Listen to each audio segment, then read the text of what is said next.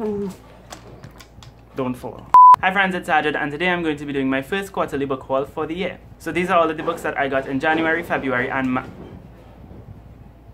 These are all of the books that I got in January, February, and March. We first have This One Is Also a Star by Nicola Yoon. This was given to me by my cousin Hisham, and if he finds out that I mentioned him in a video without linking his Instagram, I am not going to hear the end of it for like 6 months. I'm already not going to hear the end of it for wearing this bandana in the video. So I will link his Instagram down below. This is a YA contemporary novel set in New York during the course of one day, and it follows a girl named Natasha, who is an undocumented Jamaican immigrant, and a boy named Daniel, who is the son of Korean immigrants. So right away it deals a lot with immigration and race and things like that. So Natasha and Daniel meet in New York one day, and they kind of fall for each other. So it very much deals with the whole trope. It explores the trope rather of falling in love at first sight, and I really enjoyed it. I already read it and I give it 4 stars, and of course you'll be hearing more of my thoughts in my next wrap-up.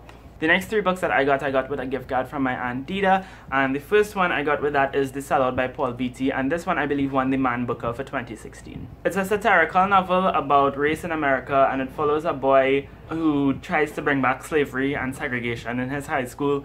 I guess, you know, if it sounds kind of whack, but it's a satire, so that's probably why, and it won the Man Booker Award, so I definitely want to see what made it win the Man Booker Award, so I'm looking forward to it.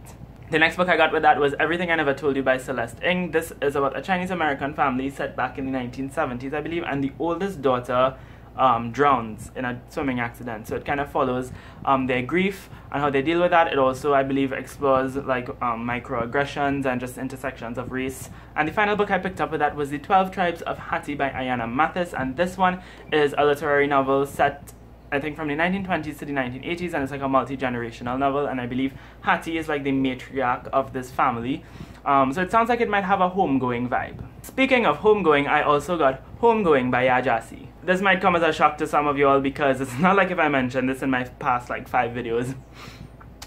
Sarcasm. So if you've missed those videos or every other booktube video for the past like year, Homegoing is an epic family saga. It starts off in the 1700s, Cape Coast, Ghana, and we follow 2 half-sisters. One of them is sold off to the American slave trade, and the other one is married off to a British slave trader, and it follows the descendants of both of these women. So you're looking at the parallel lines of family, one in America, one in Ghana. If you want to hear more of my thoughts on it, I will link my last book reviews video up there for you to check it out. In that video you will also see me talk about the life-changing magic of tidying up, the Japanese art of decluttering and organizing by Marie Kondo, translated from Japanese by Kathy Hirano. This is a motivational book about decluttering and organizing, and it sounds very silly, but it is extremely helpful. If you are reluctant to read it, I definitely think you should still give it a try, because if this book works for you, it is totally worth it. We then have Here Comes the Sun by Nicole Bennett, and this is a West Indian fiction novel. It's set in Jamaica, in Montego Bay, and it's about 2 sisters. One of them is taking care of the other, and they are about to be uprooted from their community because this huge hotel resort wants to be built where they're living.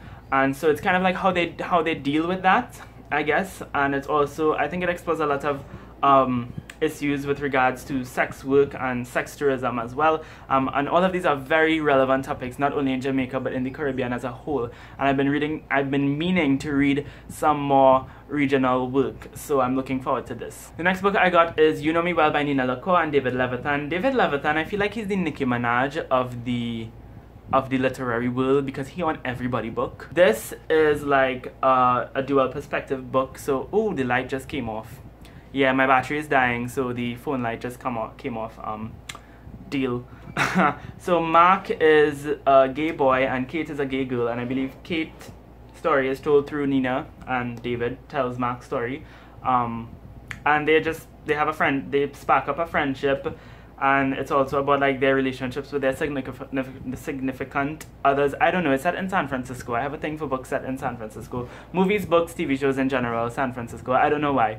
So I'm looking forward to this. Come on, son, come out a little bit more, because the next book I'm about to show you is white. And that is just going to throw off the balance. But that is The Hate You Give by Angie Thomas. I am so excited to have this book, y'all. This is a YA contemporary about a girl, an African-American girl named Star, who is the witness to her childhood friend Khalil being shot and killed in cold blood, unarmed, by a white police officer. So of course, as you can tell, this book is very much inspired by current events, and the Black Lives Matter movement, I believe, plays an instrumental role in it. and it was released about a month ago, and even before it was released, it was already set to become a movie. So this is going to become a film very soon, I guess. And holy hell, how does that even happen? I'm only like 20 something pages in, so I'm not that far, but I can already tell this is something I'm going to adore. So I'm so finally glad to have a copy of this in my hands. And the final book I have to talk about is like arguably the most gorgeous book of like 2016 that was published in 2016, and that is The Mothers by Bennett. So this one is about a girl named Nadia, and she gets pregnant for the pastor's daughter. Scandalous. And I believe she's also dealing with her mother's suicide, and that's pretty much everything I know about it. It's just been very well celebrated in the literary reader community as of late, and I think rightfully so. I just have a feeling this is something I'm going to love, so I'm looking forward to getting into this one as well. And those are all of the books that I have to haul for you today. I'm going to try to lift them up to make a thumbnail now, but I haven't been to the gym since November 2014. Thank you all so much for watching. I hope you all have a lovely day. Obviously, if you have any thoughts on these books and you'd like to leave them in the comments down below, you are free to do so. Thank you so much for watching. I hope you have a lovely day. I just said that. And until next time, inshallah, keep reading.